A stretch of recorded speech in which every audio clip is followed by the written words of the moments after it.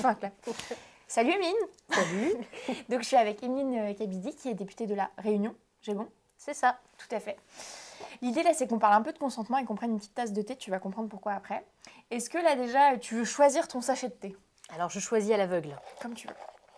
Il y a des petites phrases. Est-ce que tu veux lire ce qu'il y a écrit sur ton sachet de thé? Alors c'est écrit « Sans oui, c'est non ». Et qu'est-ce que ça t'évoque ça? Alors ça m'évoque forcément la question du consentement, Ouais. toutes ces affaires très médiatiques qu'on a vu passer ces derniers mois. Ouais. Tu penses à quoi? Je pense à l'affaire Pellico.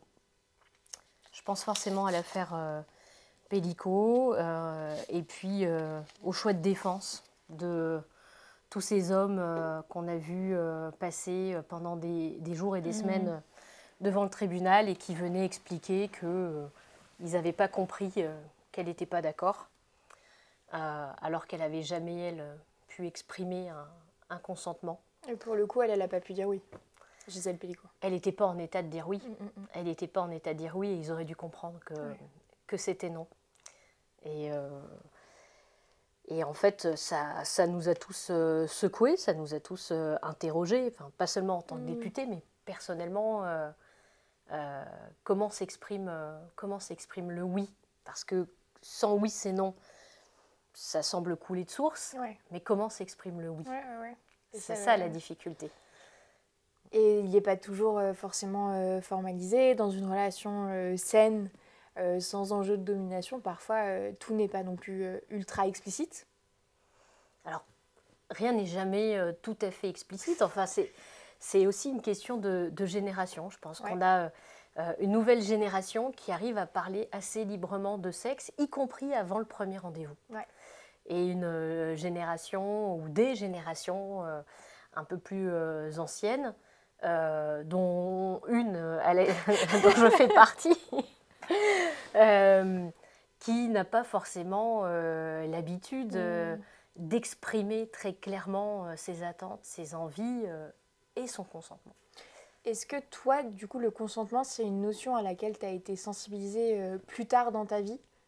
Genre, t'as pas, de ce que je perçois, de ce que j'entends, tu n'as pas forcément grandi avec ça, là où peut-être moi, ma génération, ça fait quand même quelques années que, même avant justement d'entrer dans une relation sexuelle avec quelqu'un, souvent on parle déjà de consentement. Toi, c'était pas comme ça? Moi, j'ai eu la chance de vivre dans une famille où, avec ma maman notamment, on pouvait aborder des sujets de sexualité, mais pas dans le détail. Ça restait quand même un sujet qui relevait de l'intime, presque du tabou. Et donc, petite fille, on m'a toujours dit que mon corps m'appartenait et que j'étais seule à pouvoir choisir ce que j'en faisais, ce qui n'est pas le cas de beaucoup de femmes de ma génération. En revanche, on n'a jamais abordé la question du formalisme du consentement. Et donc, je ne me souviens pas, moi, dans ma vie de jeune femme et d'adulte, avoir, avant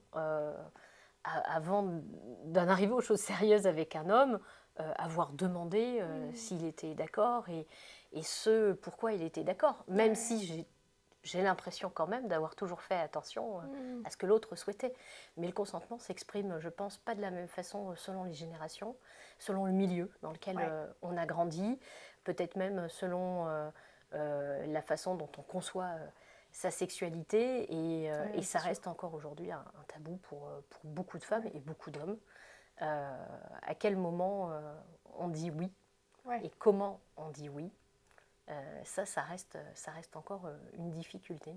Puis il y a eu, là, moi je perçois que c'est un peu en train de changer, mais j'ai l'impression que pendant tout un temps c'était un peu perçu comme ringard en fait, de devoir verbaliser les choses, comme si bon, si tu as besoin de le dire ou de poser des questions, et c'est d'ailleurs ce que fait l'asso Sexe et Consentement, en nous mettant des petits sachets, genre est-ce que tu as demandé avant, est-ce que tu as besoin qu'on fasse une pause, là où aujourd'hui on éduque vachement les jeunes à peut-être vérifier le consentement, et alors que j'ai l'impression que quelques générations avant c'était perçu peut-être comme quelque chose d'un peu ringard et pas sexy en fait de verbaliser, là où aujourd'hui ça devient de plus en plus naturel, en tout cas dans ma génération.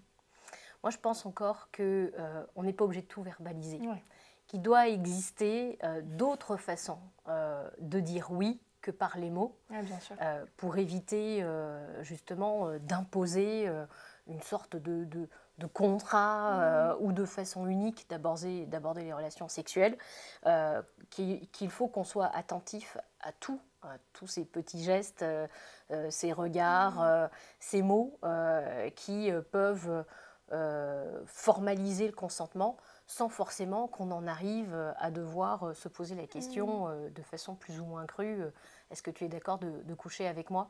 En tout cas, si on devait en arriver un jour à quelque chose d'aussi codifié peut-être. Codifié, Ouais. je pense qu'on on perdrait une certaine spontanéité autour des relations sexuelles.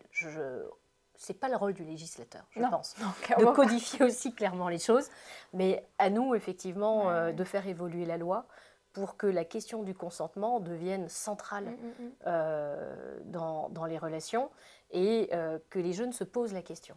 Ouais. Moi, j'appartiens encore à une génération où on ne se posait pas aussi clairement la question du consentement. Se poser la question de soi aussi, est-ce qu'on a vraiment envie? C'est peut-être aussi quelque chose qui évolue avec le temps. En tout cas, moi, c'est les échos que j'ai pu avoir avec certaines collègues parlementaires plus âgées que nous deux, qui disaient, mais nous, on appartenait encore à une génération où en fait, on ne se posait même pas la question, forcément. Est-ce qu'on était consentante?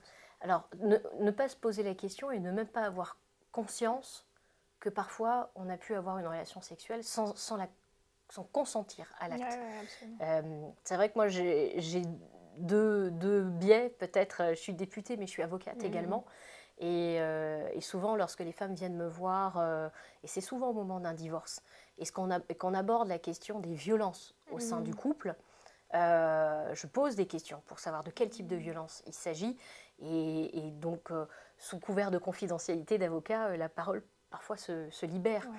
Et lorsque je pose la question, est-ce que vous avez eu des rapports avec lesquels vous n'étiez pas d'accord, souvent elles me disent oui. Et donc je leur dis, mais c'est donc du viol. Et je les vois soit s'effondrer, soit vraiment tomber des nues, être surprises, en disant, mais c'était mon mari. Voilà, on a eu des relations avec lesquelles je n'étais pas toujours d'accord, mais c'était pour avoir la paix, c'était pour éviter que les choses s'enveniment, c'était pour lui faire plaisir.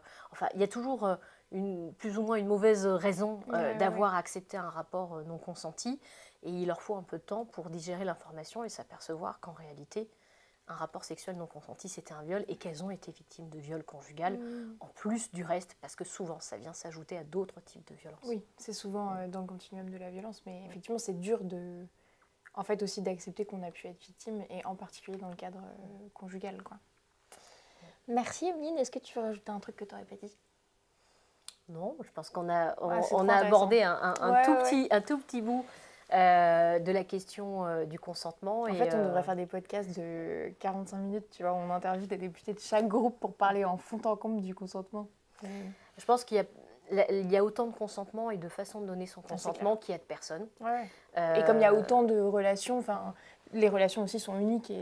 Chaque relation est unique. Une même personne, en fonction des relations qu'elle peut avoir avec d'autres personnes, n'aura pas la même façon. Il y a des gens pour lesquels il est totalement exclu au cours d'une relation sexuelle de parler, de verbaliser. Ça peut être bloquant. D'autres qui aiment ça ou qui ont besoin de ça pour être rassurés tout au long du rapport et être certain de ne pas faire mal, que la personne est d'accord, etc. Il y a consentir à l'acte, il y a consentir à des pratiques. La question du consentement est diverse. Et effectivement, je pense que si on parlait chacun de nos expériences, on aurait fort à dire. Mais il faut que l'on trouve, nous, en tant que législateurs, la façon, je pense vraiment, de faire en sorte que la question se pose dans la société. Par le biais d'une proposition de loi, d'un amendement, d'un débat à l'Assemblée nationale, que les gens se posent ces questions que moi, je ne m'étais pas posées avant d'avoir la bonne trentaine.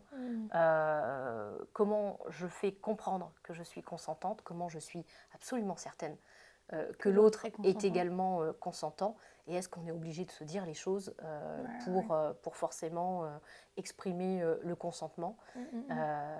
Si la nouvelle génération est capable de le faire, j'en suis ravie, mais notre société n'est pas composée que de jeunes. Ouais, bien sûr. Et la sexualité, on l'a jusqu'à tard.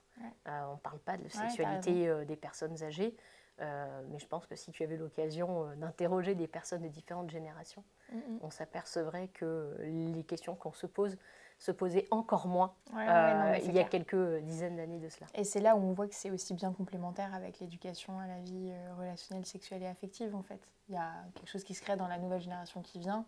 Et déjà, comme tu le disais tout à l'heure, les procès des agresseurs de Gisèle Pelicot ont vraiment fait exploser la fenêtre et en tout cas ont permis une conversation, je pense, autour du consentement. Et là, de se dire, effectivement, si on a un débat aussi à l'Assemblée, ça nous permet à nouveau de mettre ça en lumière, quoi, de dire le consentement, c'est la frontière entre la sexualité et la violence. Et puis ça montrera qu'à l'Assemblée nationale, on n'a pas de frontières, nous. Dans les sujets que l'on peut aborder, on va dans l'intime. On a pu débattre longuement de la fin de vie l'année dernière. On peut débattre du genre. Tout ce qui relève de la sphère intime, en réalité, interroge le législateur. Et nous, du coup, on est obligés de lever les tabous. Donc, on est là. On les lève ensemble. C'est clair. Trop bien. Et que tu es consentante. Je suis consentante à lever le tabou avec toi, Emilie. Non, mais c'est vrai. C'est trop intéressant. Trop bien. Merci. Merci à toi.